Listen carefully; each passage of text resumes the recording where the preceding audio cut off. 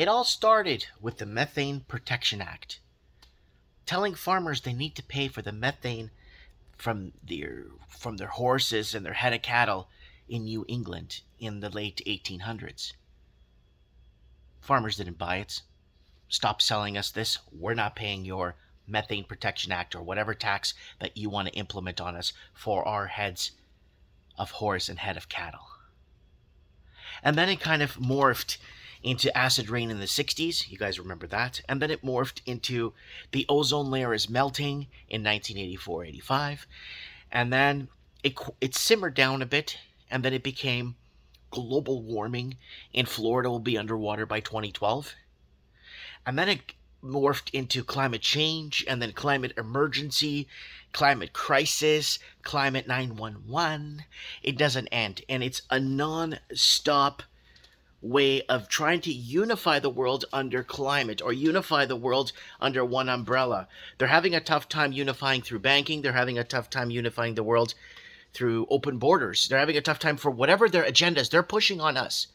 The whole climate one is revert to climate change. When you see a flow chart up top, flow chart starts here, control people, how to control people, this, pull the trigger on this, implement this, start this, decrease food.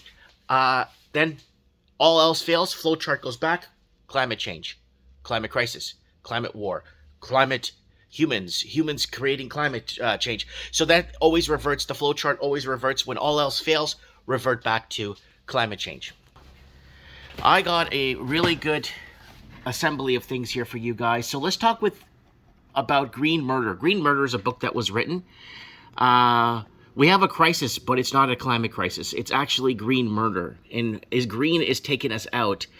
And no one has ever shown that human emissions of carbon dioxide drive global warming. It's never been shown. And it could be shown. And when you would have shown that the 97% of emissions, which are natural, do not drive global warming. Game over. Right there. We are dealing with fraud. That's a scientific fraud from day one. Again, control. They want us. They want to grip us. They want fear. They want to instill insanity into us. They want us to fight over at the household level. You don't believe in global warming? Al Gore was right. Yeah, but Florida's not underwater like he predicted and all this other stuff, right?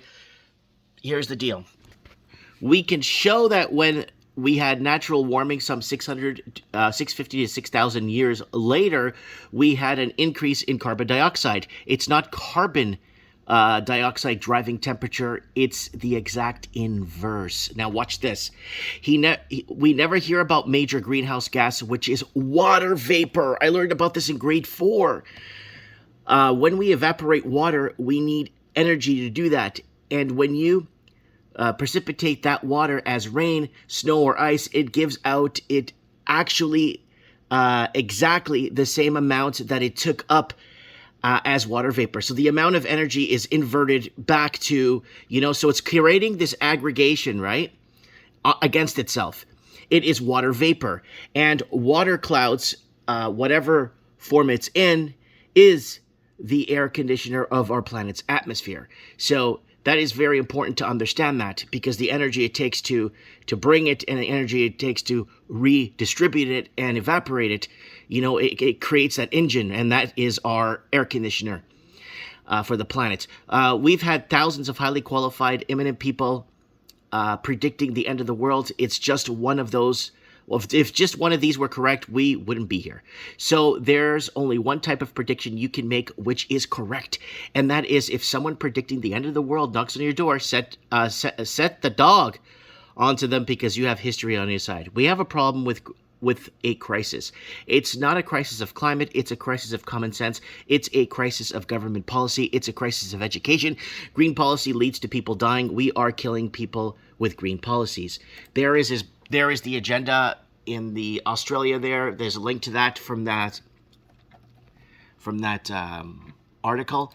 And then there's Green Murder right there if you want to pick it up. And it explains a life sentence of net zero with no parole. Really? Wow, that sounds pretty cool. So there it is, Ian Pilmer. And let's keep going. Now, this is what I kind of want to put. This is a I put it on my Twitter. If you guys want to follow me on Twitter, there it is right there. I don't want to believe in climate change. I'll show them. So that's kind of a meme showing that the governments want us to believe in something that obviously doesn't exist, and they want to twist our sanity. Now, let's go back to Al Gore. Remember ManBearPig?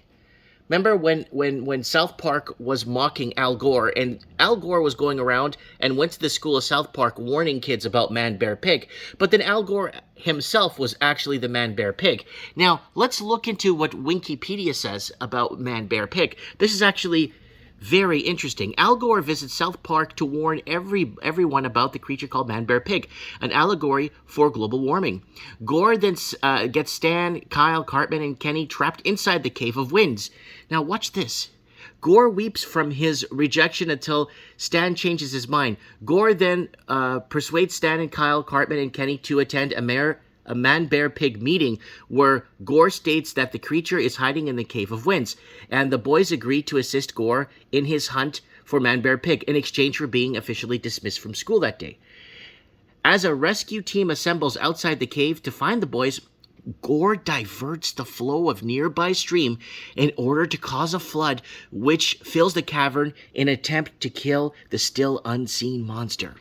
So you see where this is going. You see how governments will twist and kill and destroy whatever they need to that gets in their way, that goes against their narrative.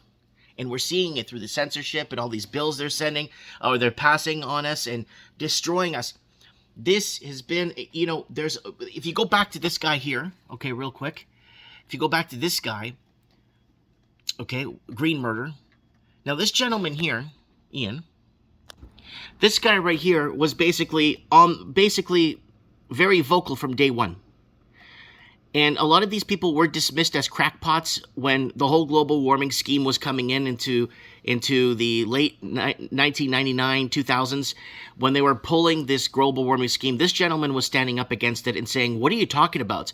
And a lot of these people became deplatforms. Their family were destroyed. They lost their jobs. They lost everything they worked for. Their Nobel Peace Prizes, whatever they had, they lost it all. And studying climate and climate engineering, climate change, or whatever, or climate patterns, or whatever you want to call it. These guys spent their entire lives, and they're telling you there's no proof of humans producing what they state that we're producing here on Earth.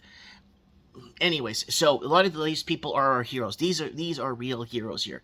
The people that stand up and lose everything for what they believe in. And here did that. Ian Plimmer. So there it is right there. Now, what were we talking about on our channel? Well, if you type in crisis on our channel here, we were talking about crises too, but we were talking about serious Australian housing crisis, major defaults by 2024 when rates go up. So I was warning people about this stuff. Canada housing crisis, rest in peace, rate hikes and money laundering destroying Canadian middle class 4 years ago. So we did have crisis videos that we did put up and warn people about a crisis.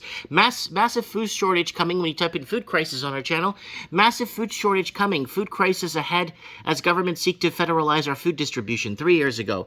So we were warning people years and years ago about this food upcoming housing crisis, monster homes and farmland, massive food shortage by 2021, food rationing 6 years ago. So we were warning people as Chinese investors were buying up acreage of farmland in Canada to build these jumbo mansions, right? And buying up farmland to build mansions. It says it right here, see?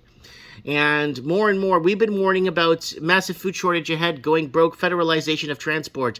So this is something we've been, you type in banking crisis, and we've been warning you about runoffs and bank stock slides and over leveraging and debt load and more. What's this one? Major Canadian real estate debt past 76% of GDP. Mass inflation to hit by 2022. Tax hikes ahead. So debt-driven societies. There it is. Massive inflation by 2022. And what was that? 5 years ago. So we've been in our crises out or warning people or kind of predicting. But when you're predicting things that basically like trusting the real or the science and looking at it and say, well, this doesn't make any sense. Why would people believe this? But people have believed a lot of things over the years. I don't want to get into specifics because I don't want to get this video banned. Guys, follow me on Rumble. I'm on Rumble. If you guys want to join us on Mike of the Night, I get a lot of people asking, Mike, Where's Mike in the Night? I can't find it. It's on Rumble. We've been on Odyssey and Rumble for pretty much since February of 2020 because we were kind of, again, debunking or discussing what was going on here. Anyways, I'm talking too much. I look forward to reading your comments and testimonies below. Mike Martin's here. Oh yeah, bring the sanity back, please. Bring the damn sanity back. Mike Martin's here. I have spoken.